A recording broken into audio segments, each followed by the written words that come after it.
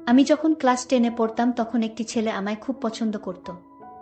আমি তাকে বিশ্বাস করে তাকে ভালোবেসেছিলাম। তাকেও আমি অনেক পছন্দ করতাম। কিন্তু ছেলেটির মতলব ভালো ছিল না। এই বিষয়টা আমি জানতাম না। একদিন সে আমাকে মিথ্যা কথা বলে ঢাকায় পড়াতে নিয়ে যায়। আমিও তার সাথে চলে গেলাম ঢাকায়। আমরা ঢাকায় একটি বাসায় আলাদা রুমে থাকতাম। একদিন রাতে ছেলেটি আমার রুমে এসে আমার সাথে জোর করে যা করেছিল তা মেনে নেওয়া সম্ভব ছিল না। বাকিটা গল্পতেই শুনে নিন। বিনা আমার বান্ধবী। আমি যখন ক্লাস 10-এ পড়তাম তখন ওর সাথে আমার পরিচয় হয়েছিল। একসাথে কোচিং করতাম, কোচিং শেষে বেশ আমরা একসাথে বাসায় ফিরতাম। এভাবেই কখন যেন তার মায়ে পড়ে গিয়েছিলাম। আমি একদিন তাকে বলেছিলাম, বিনা, আমি তোমাকে একটা কথা বলতে চাই। বিনা বলল, কি কথা শুনি? আমি বললাম, বিনা, আসলে আমি তোমাকে ভালোবাসি। বিনা আমার কথা শুনে কিছুটা অবাক হয়ে বলল, আমিও তোমাকে আগে থেকেই পছন্দ করতাম। বিনার কথা শুনে মনে হলো পৃথিবীটা আমার হয়ে গেল। আমার খুব আনন্দ হচ্ছিল। এভাবে প্রেম করতে শুরু করলাম আমরা। তারপর আমরা কলেজে পড়তাম, তখন কি আর হতো। একটা সময় এইচএসসি আসল দুইজনেই দিলাম, দুইজনেই ভালো রেজাল্ট করলাম। ভর্তিও হলাম একই বিশ্ববিদ্যালয়ে। আমাদের শহরের বাইরে একটা বড় বিশ্ববিদ্যালয়। সেখানেই আমাদের জীবনের গল্পটা শুরু হয়েছিল। আমরা লেখাপড়া করার জন্য একটা বাসায় উঠলাম। বাসায় দুজনেই বলেছিলাম আমরা হলে উঠেছি। কিন্তু আসলে আমরা ক্যাম্পাসের ঠিক বাইরেই 2 রুমের ছোট্ট একটা বাসা ভাড়া নিয়ে নিলাম। ওটার জন্যে কেনাকাটা করলাম। বালতি, তোশক, হাঁড়িপাতিল সবকিছু। যেন আমরা বিয়ে করে ফেলেছি আর সংসারের জিনিসপাতি কিনছি। আমরা ঠিক করেছি আমরা নিজেরাই রান্না করে খাবো। কোনো বোয়ার দরকার নেই। ওই জন্যে ঠিক করেছিলাম 2 রুমে 2জন থাকব। বোয়া রাখার ঝামেলায় যাব না, নিজেরাই রান্না বাড়া করে খেয়ে নিব। যাই হোক, অবশেষে উঠলাম আমরা একসাথে। বিশ্ববিদ্যালয়ে ক্লাস তখনও শুরু হয়নি। আমাদের হাতে অফুরন্ত সময়। সকালে যেহেতু জলদি ওঠার কোনো দুশ্চিন্তা নেই, আমরা দুজনে বারান্দায় বসে গল্প করতে থাকলাম। হঠাৎ দেখি বিনার মনটা খারাপ হয়ে আছে। তার মুখটা কেমন জানি অন্ধকার হয়ে আছে। আমি জিজ্ঞেস করলাম, কি হয়েছে বিনা? কিছু না। তো এরকম চুপ মেরে গেছো কেন? এমনি। এদিকে তাকাও দেখি। অনেকটা জোর করেই মুখটা আমার দিকে ঘুরালাম। দেখি বেচারির চোখ দিয়ে পানি ঝরছে। কোমল গলায় আবার জিজ্ঞেস করলাম, মন খারাপ? উত্তর দিল না। কিছুক্ষণ পর একাই আবার বলে উঠল, আসলে আমি না এই প্রথম ফ্যামিলি ছাড়া আছি। এমন না যে তোমাকে ভালোবাসি না বা এরকম কিছু, কিন্তু আমার খুব মন খারাপ হচ্ছে। আমি বললাম, বুঝতে পারছি। যাও তুমি তোমার রুমে গিয়ে শুয়ে পড়ো। বিনা আস্তে করে নিজের রুমে গিয়ে দরজা আটকে দিল। আমারও কেন যেন খুব মন খারাপ হয়ে গেল। বুঝলাম না, হয় যে তাই বলে আমাকেও দরজা আটকে বাইরে রেখে দিতে হবে? আমিও চুপচাপ আমার রুমে লাইট নিভিয়ে শুয়ে পড়লাম। দরজাটা আটকাইনি। বিনার প্রতি একটু রাগ নিয়েই ঘুমিয়ে পড়েছিলাম। আমি নাক ডেকে ঘুমাচ্ছিলাম। আমার হঠাৎ ঘুম ভেঙে গেল। আমি অনুভব করলাম আমার পাশে কে যেন শুয়ে আছে। আমি বুঝতে পারলাম আমার বিছানায় আমি একা নই। বিনা কখন যেন আমার পাশে এসে শুয়ে নিঃসাড়ে ঘুমিয়ে আছে। আমি আবার ডিম লাইট ছাড়া ঘুমাতে পারতাম না। ডিম লাইটের আলোয় বিনাকে দেখে আমার অনেক মায়া হলো। পরিবার ছেড়ে লেখাপড়া করার জন্য আমার মতো একটা ছেলেকে বিশ্বাস করে। আসলে বিনা একজন সহজ সরল মেয়ে। তার কোনো তুলনা হয় না। এসব ভাবতে ভাবতে ঘুমিয়ে গেলাম। ভোরে আবার ঘুম ভেঙে গেল। দেখি বাইরে মোটামুটি আলো হয়ে গেছে। বিনাকে ডাক দিলাম। বিনা, সকাল হয়ে গেছে, তাড়াতাড়ি উঠ। বিনার সাড়া নেই। এবার জোরে কানের কাছে গিয়ে ডাক দিলাম। এইবার বিনার ঘুম ভাঙল। সবকিছু বুঝে উঠতে একটু সময় নিল। তারপর মুচকি হেসে বলল, লাট সাহেব, আর কিছু করলেন না? সকাল সকাল শুধু ঘুম ভাঙানোর জন্য ডাক দিলেন? আমি শয়তানি একটা হাসি দিয়ে বললাম, তুমি এখন থেকে আমার সব কথা শুনতে হবে। আর যদি না শুনো তাহলে আমার কাছে তোমার এমন একটা জিনিস আছে, যে জিনিসটা তোমাকে দেখালে তুমি আমার সব কথায় রাজি হয়ে যাবে।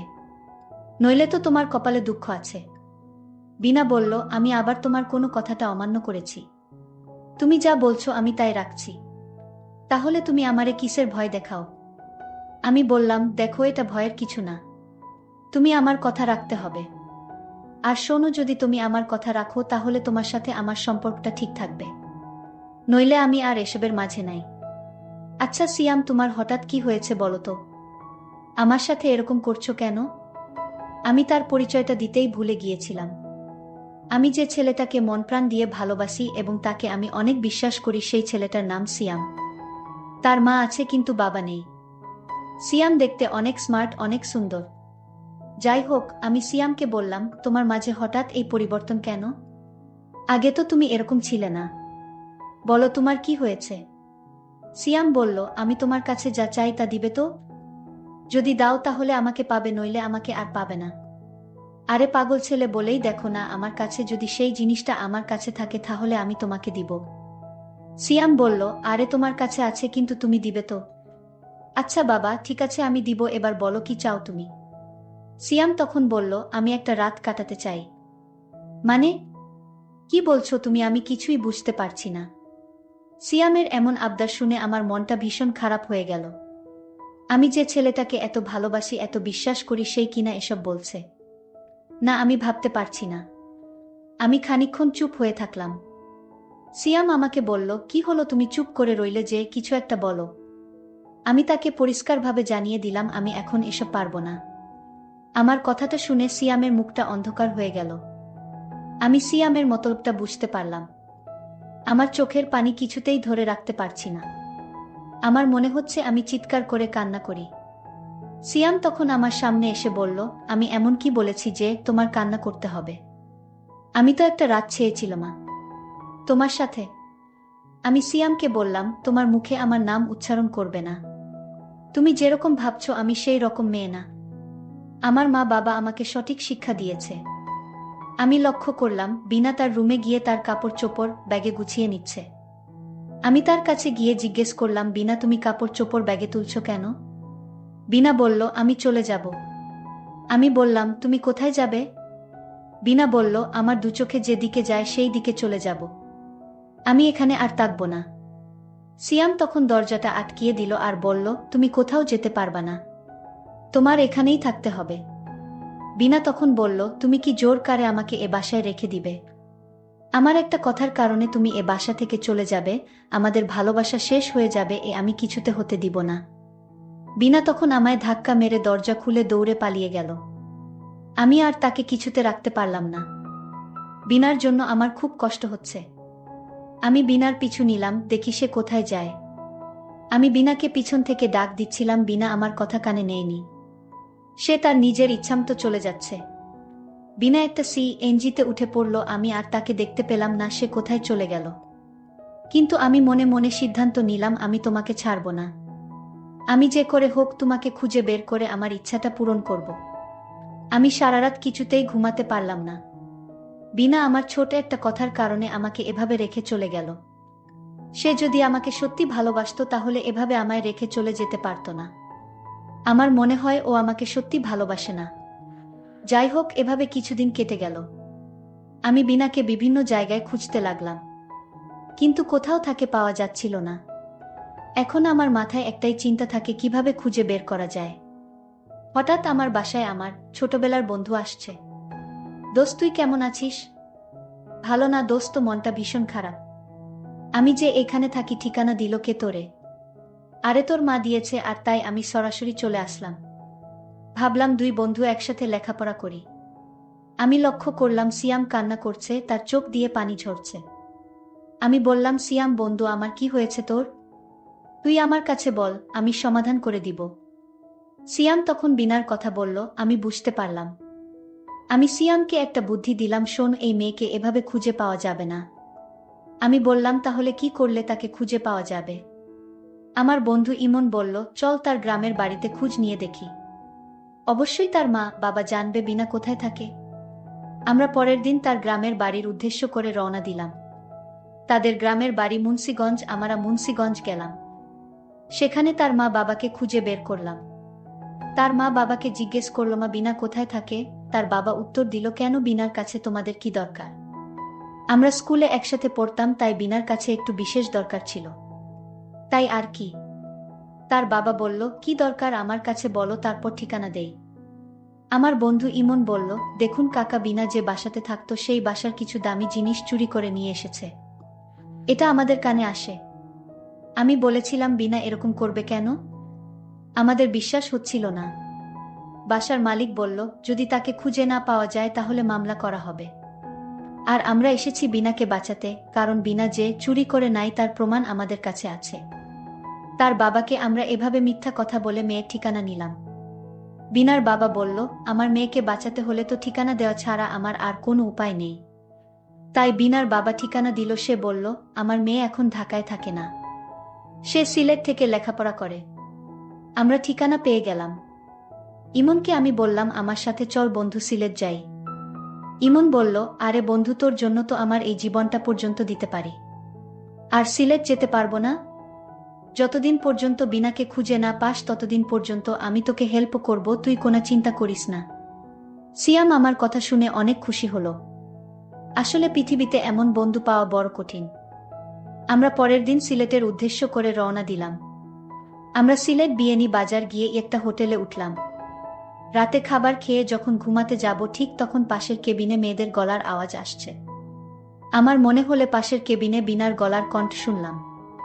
আমি ইমনকে বললাম, ইমন, আমাদের পাশের কেবিনে মেয়েদের গলার আওয়াজ শোনা যাচ্ছে, আর আমার কাছে মনে হচ্ছে এখানেই বিনা আছে।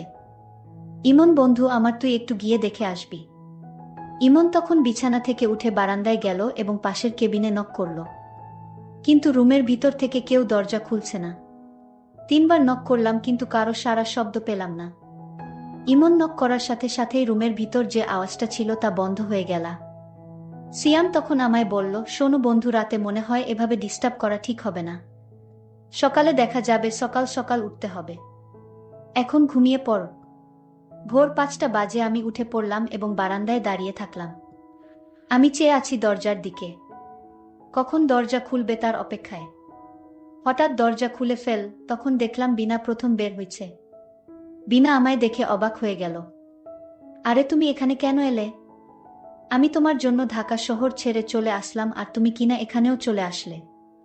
হ্যাঁ, আমি এখানে চলে আসলাম শুধু তোমার জন্য। আজ তুমি কিছুতেই ছুটতে পারবো না। আমি বিনাকে বললাম, বেশি না, তোমাকে একটা ভিডিও দেখাবো আমার মোবাইলে, সেই ভিডিওটা দেখানোর পর আমি চলে যাব। তোমাকে আর খুঁজব না। আমার তো গলা শুকিয়ে গেল। আমি বললাম, কি এমন ভিডিও দেখি তো? তার মোবাইলে ভিডিওটা যখন চালু করলো, ভিডিওটা দেখার সাথে সাথেই আমার মনে হলো যেন আকাশটা আমার মাথায় এসে পড়ল। এইটা হলো সেই ভিডিও যেদিন আমরা একটা বাসা ভাড়া রেখে 2 জন 2 রুমে থাকতাম।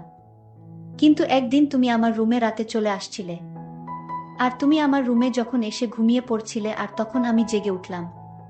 তারপর যা হয়েছিল তা তো তুমি ভিডিওতে দেখতেই পাচ্ছ। বিনা তখন বলল, তুমি আমার সাথে এমনটা করতে পারলে? ঠিক আছে, তুমি কত টাকা চাও আমি দিব। তুমি এই ভিডিও মুছে ফেলো। সিয়াম তখন বলল, আমি টাকার পাগল না, আমি মায়ের পাগল।